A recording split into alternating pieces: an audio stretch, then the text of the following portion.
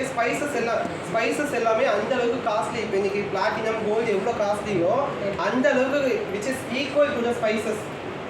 அப்போ அது பெரிய இருந்துச்சு. அதனால இங்கேருந்து அதை கவர்ந்து வெளியே கொண்டு போகணும் அப்படின்றதுக்காக போர்ச்சுகீசியராக இருக்கட்டும், டச்சுக்காரர்களாக இருக்கட்டும், ஆங்கிலேயர்களாக இருக்கட்டும் எல்லாமே உள்ளே வந்து அதை கொஞ்சம் கொஞ்சமாக கலவாட ஆரம்பித்தாங்க. சரிங்களா? ஏன் அதுக்கு அவ்வளோ மதிப்பு அப்படின்னா நமக்கு தெரியலை.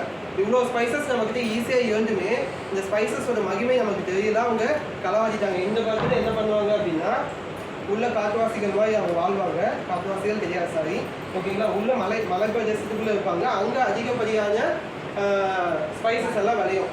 அந்த ஸ்பைசஸ் என்ன பண்ணுவாங்கன்னா அவங்க தெய்வத்தோட ஒரு பங்கு அப்படின்னு வைப்பாங்க வெளியே. அதை என்ன பண்ணுவாங்கன்னா வெளியே இருக்கக்கூடிய மக்கள் கொண்டு வந்து வாணிபம் பண்ணி வெளிநாட்டுக்காரர்களோட வாணிபம் பண்ணுவாங்க. ஸோ வெளியே ஒரு நாள் வந்து பார்க்கும்போது ஓ நம்ம பொருளை வச்சு இவ்வளோ பேர் பணக்காரர்களாக ஆகியிருக்காங்க, அப்போ நம்ம ஏன் வணிகம் பண்ணக்கூடாதுன்னு யோசிப்பாங்க. இங்கே நான் என்ன சொல்லுவேன் அப்படின்னா நம்ம இந்த ஸ்பைசஸ் எல்லாத்தையும் மறந்துட்டோம். இப்போல்லாம் நம்ம அதிகப்படியாக இம்பார்ட்டன்ஸ் கொடுக்குறது என்ன அப்படின்னா ஏதாச்சும் ஃபார்மசூட்டிக்கலில் சப்ளிமெண்ட் கொடுக்குறாங்களா, டாக்டர் ஏதாச்சும் சப்ளிமெண்ட்டு ப்ரிஸ்கிரைப் பண்ணுறாங்களா, இல்லை இன்ஃப்ளூயன்சர்ஸ் ஏதாச்சும் சப்ளிமெண்ட் சொல்கிறாங்களா, டிஹெச்ஏக்கு என்ன பண்ணலாம், விட்டமின் டிக்கு என்ன பண்ணலாம், இந்த மாதிரி விஷயங்களை தேடி அலைஞ்சு வாங்குறோம். ஓகேங்களா? காலையில் டீ குடிக்கிறத ஸ்டாப் பண்ணுங்கன்னு சொன்னால் அவ்வளோ கஷ்டமாக இருக்குது நமக்கு. ஏன் அப்படின்னா அந்த டேஸ்ட் பழகி போயிடுச்சு.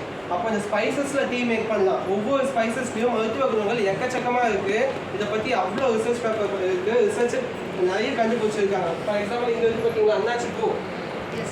இது டாமி ஃப்ளூக்கு இருக்கக்கூடிய ஒரு மெடிசன். அதாவது டாமி ஃப்ளூன்னு ஒரு ஃப்ளூ, சாதாரண சளி காய்ச்சல் வரும் பார்த்தீங்களா, ஒரு காலத்தில் எக்கச்சக்கமாக இறந்தாங்க.